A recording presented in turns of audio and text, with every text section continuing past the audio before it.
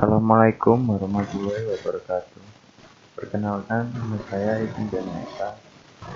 Ini saya akan menjelaskan apa sih teori dialektika relasional.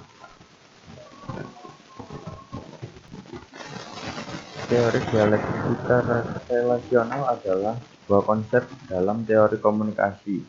Konsep ini bisa ditafsirkan sebagai simpul kontradiksi dalam hubungan pribadi atau interaksi terus-menerus antara kebalikan atau kecenderungan untuk menentang. Teori ini pertama kali diusulkan masing-masing oleh Leslie Baxter dan W.K. Rawlings pada tahun 1988, mendefinisikan pola komunikasi antara mitra hubungan sebagai akibat dari ketegangan dialektis endemik, yang menyatakan bahwa hidup berhubungan dicirikan oleh ketegangan atau konflik antar individu. Konflik tersebut terjadi ketika seorang mencoba memaksakan keinginannya satu terhadap yang lain.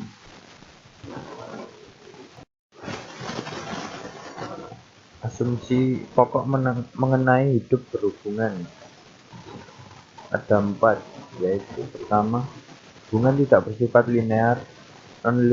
Non-linear yang dimaksud di sini adalah fluktuasi yang terjadi antara keinginan yang kontradiktif.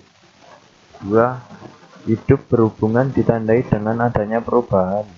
Perubahan dalam hal ini adalah tingkat kedekatan dalam hubungan tersebut akan mengaruhi perbedaan dalam cara mengungkapkan kebersamaan dan kemandirian.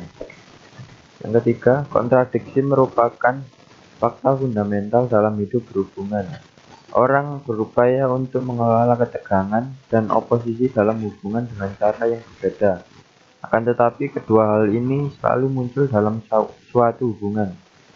Yang keempat, komunikasi sangat penting dalam mengelola dan menegosiasikan kontradiksi dalam hubungan. Peran komunikasi adalah untuk memberikan solusi dan penyelesaian atas suatu masalah dalam hubungan. Ada juga elemen dialektika. Yang pertama, totalitas. Totalitas berarti orang-orang yang berhubungan saling bergantung satu sama lain. Ini berarti jika ada suatu masalah, entah itu baik maupun buruk, yang diterima oleh salah satu orang, maka orang lain yang berhubungan dengan dia akan terpengaruh. Kontradiksi merujuk pada dua hal yang saling bertentangan. Kontradiksi juga ciri utama dari dialektika. Namun demikian, kontradiksi dalam sebuah hubungan adalah hal yang biasa seperti yang sudah dijelaskan sebelumnya. Pergerakan merupakan suatu proses perubahan yang terjadi pada sebuah hubungan seiring berjalannya waktu. Pergerakan ini bisa bersifat positif maupun negatif. Yang terakhir adalah praktis. Praktis diartikan bahwa adanya kapasitas manusia untuk membuat keputusan. Meski demikian, kita tidak memiliki pilihan yang bebas dalam pengambilan keputusan. Hal ini dipengaruhi oleh pilihan kita sebelumnya, kesempatan, pilihan orang lain, dan kondisi budaya. Contoh kasus dari teori ini adalah hubungan bos dengan karyawan. Hubungan mereka tidak bisa dibilang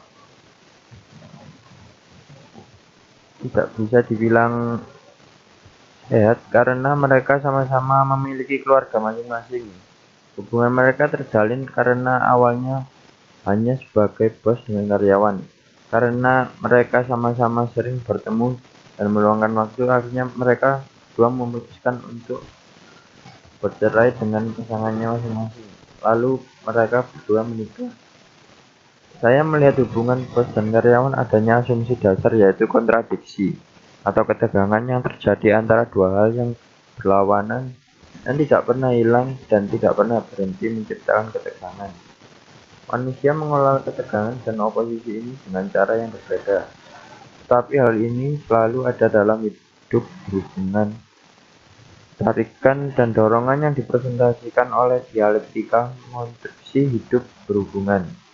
Dan kasus mereka berdua jelas ada perbedaan yang melatar belakangi mereka berdua, yaitu si bos ketua kantor dan seorang suami juga ayah untuk anaknya, sedangkan si karyawan adalah bawahannya sendiri.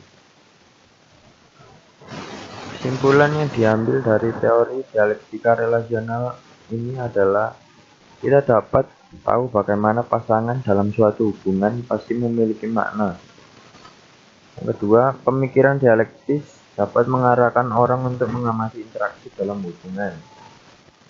Dan kita dapat mengerti bahwa kita tidak harus memilih antara pola dan mengamati hal yang tidak dapat diprediksi karena kita tahu dua hal tersebut ada dalam suatu hubungan. Sekian penjelasan mengenai teori dialektika relasional ini. Terima kasih, semoga bermanfaat.